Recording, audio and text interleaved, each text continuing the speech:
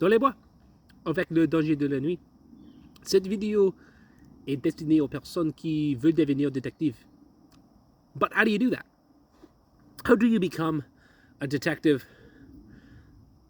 Not in the professional sense, but in a hobby. In the RPG sense, I'm not a detective, but I do love detective games. I do love detective fiction. And maybe you're signed up to play Call of Cthulhu. Maybe you've been invited to a Bronstein and you want to leverage as much intel out of your rival players as you possibly can. Or maybe, like so many before you, you just want to play Dungeons and Dragons. You just want to kill monsters and take their treasure. But your sap of a DM has been watching too many YouTube videos, and he has shanghaied you and your party into a locked room Agatha Christie mystery. And there's a dead body, and none of your spells work because it would ruin it, so your cleric can't just speak with dead, and it's all very contrived, and you're just so frustrated. So what do? I tell you what you don't do. What you don't do is wait for the DM to spoon feed you the solution through a string of arbitrary investigate checks so that you can feel like a detective. Screw that. You don't need to feel like anything. You can be a detective. You can solve the mystery with player skill. The solution does not need to be on the character sheet, to use an OSR maxim. But how is this achieved? To start, there's lots to it, but just as a beginner to start, what you need to do is apply the three-pronged devil's pitchfork of the Night Danger investigative technique. I have applied this under a number of different systems in a number of different scenarios, and I don't always solve the mystery, but I often get close, and I always have a good time. So what you want to do, first prong, ask questions. And I don't mean ask the DM questions about the room, like, oh, is there a disturbance in the dust underneath the bookcase? No. Save the forensic details for later in prong 2. What I'm talking about is in character, ask questions of other characters. Like a lot. If you read any accounts of real detective work, but also in particular then in fiction, whether it's in books, I just finished Top of the Heap by Earl Stanley Gardner, my first Cool and Lamb novel, and it was great. It was really good. I'm going to read more. But whether it's detective novels, or maybe you're a video game person, Disco Elysium, L.A. Noire, maybe you're a TV person, True Detective, Twin Peaks, what do they all have in common? They ask a lot of questions of people who know very little and sometimes nothing about what's going on. Why would you do this? Wouldn't you want to just focus on the things that are important and only ask the NPCs who clearly know things? Rookie mistake. What you want to do is, as your character, ask lots of highly specific questions of as many different NPCs as you possibly can. Within reason. Like, don't be stupid about it, obviously. But, oh, so how long was the victim working here? Oh, yeah. And when did you start here? Oh, and how's that been? What's the customer's tip nice? Is it busy? Seems like a slow season. Ask lots of questions, and lots of them don't have to have anything to do with the investigation. It's not a race. You're not speed running here. What you are doing is role playing, pretending to be somebody else in a different world. And for one, that's fun. It's rewarding in and of itself. But also, your GM is not going to have all of the information for all the NPCs nailed down in his head. He's going to be improvising. Like, a lot. He's going to be making stuff up. He's not going to know how long the waitress has worked at that restaurant. And so he's going to make it up. Was she there before or after the victim started working there? He's going to make it up. But once he has made it up, that detail is real, and you can use it later.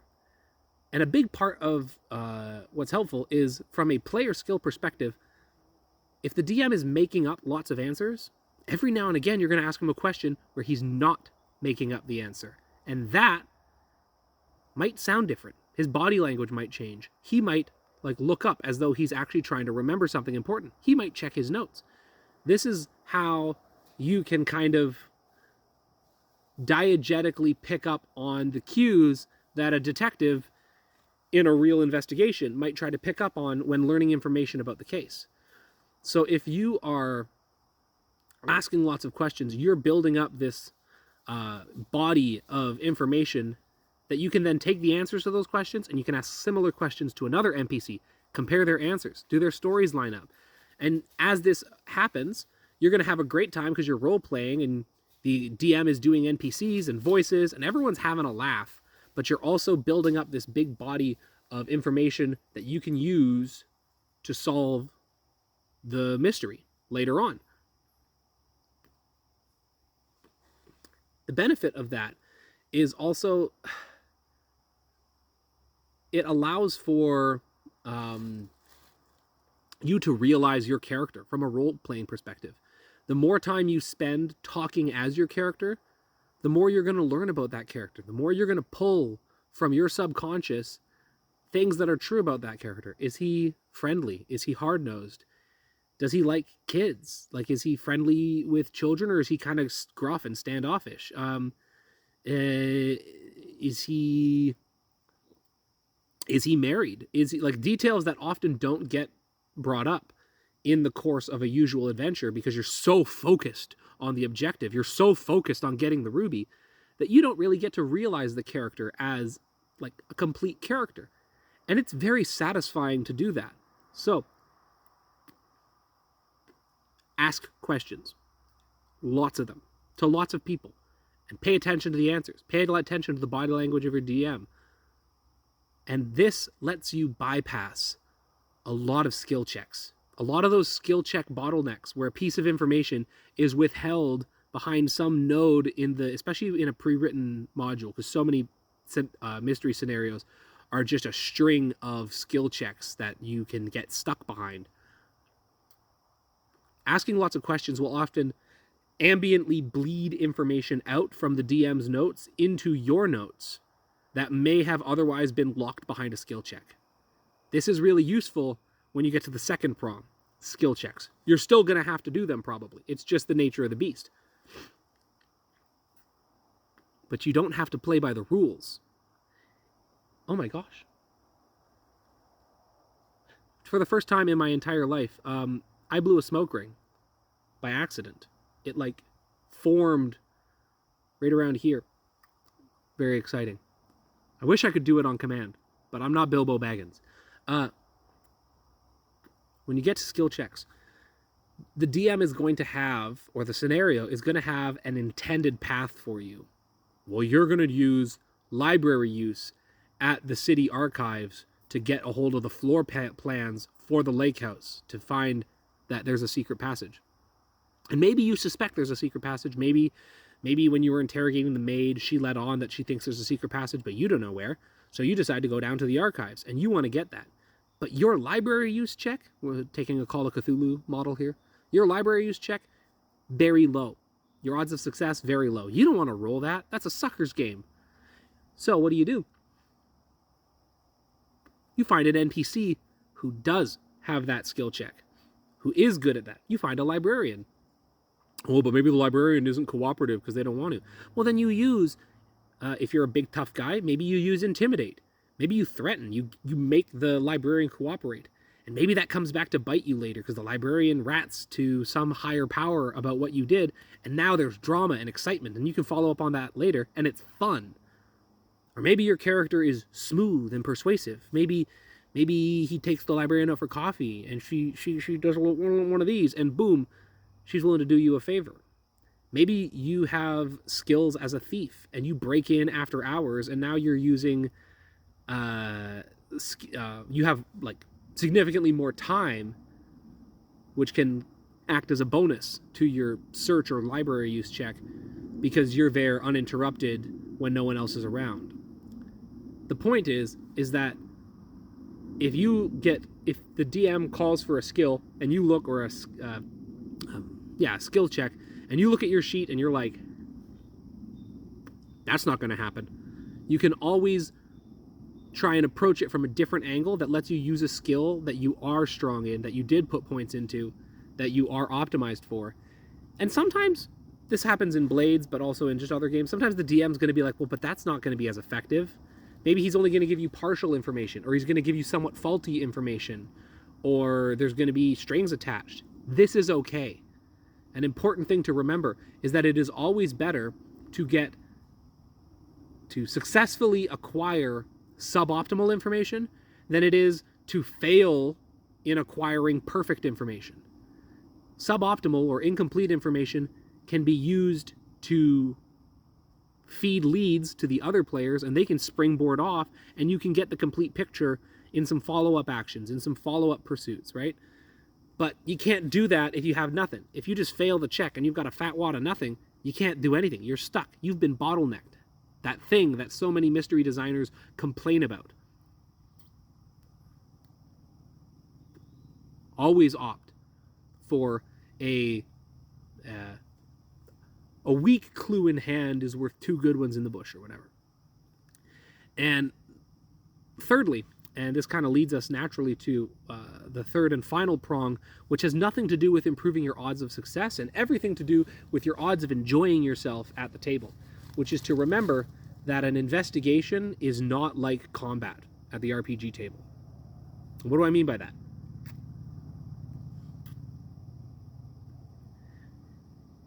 In combat, every 30 seconds to 5 minutes, depending on the size of your table and the complexity of your system, but pretty regularly, you're getting pulled back to the table to declare your action, to say what you're doing, to roll some dice, to do something as it moves around the initiative order in most conventional RPGs. You are consistently being engaged, which is why so many people, myself included, can play a game like 5th edition and get pulled into these big hour-long set-piece combats and have a great time and be engaged the entire time because you're constantly being pulled back to the table. This can break down in an investigative scenario because you can find yourself stuck on a single character, following up on a single lead for 15 minutes, 20 minutes, Lord have mercy, a half hour. And everyone else is just kind of sitting on their thumbs.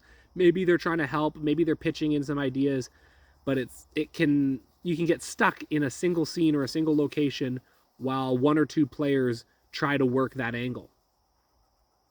So what you want to do is ignore dungeon crawling advice, split the party. Early on in the investigation, try to get a hold of 2 or 3 leads, 4 leads that you can follow up on, and then split the party up and follow up on them simultaneously in terms of the in-game time. And the reason you do this is so that while you're talking to the librarian and working your charm to try and get a hold of some old records, every couple questions, the DM can shift gears and hop on over to a different player or a different pair of players who is instead investigating the taxi cab company to figure out which cab went up to the lake house that weekend. And maybe a different player is following up on something that the maid said, and now you've got them in a different location. And it means that every 2-3 minutes, you do a little bit of role play, you do a little back and forth, you ask some questions, you write some notes, and the DM, just like he would in combat, bounces over to a different part of the city, a different area of the investigation, a different set of NPCs, and interacts with another player. And then as your leads get completed, especially in a game where telephones exist, you can feed that information to other players and they can bounce around, they can follow up, and it allows for you to play the mystery the way that you would a combat, where everyone gets to participate at least once every 5 minutes or so. This is vastly superior to big, long, protracted sequences of back and forth quibbling from 1 or 2 players to the DM. It's pro-social, it's more engaging, and in terms of in-game time, you'll get more clues faster because you're following up on multiple leads all at once. That's a good place to start. if you just apply these 3 ideas, these 3 principles to your play as a player in an investigative scenario, I think you'll find A, that you enjoy it a lot more, and B, in particular with that third item, you're not going to get people who they get bored and they get frustrated and they feel like they're bashing their heads against a wall, and then they do something stupid like attack a guard or initiate a combat just to break the monotony. If it's engaging and if you're constantly receiving information, then you will enjoy it more, you'll succeed more often, and you'll get bottlenecked less often. Now, I forgot to mention the handle, the haft of the pitchfork. Before you worry about any of those things, you must follow rule 0 of investigations. Take notes. I don't care if you don't normally take notes. I don't care if you're not good at taking notes. I don't care if another player is taking notes. Write things down. Shorthand it.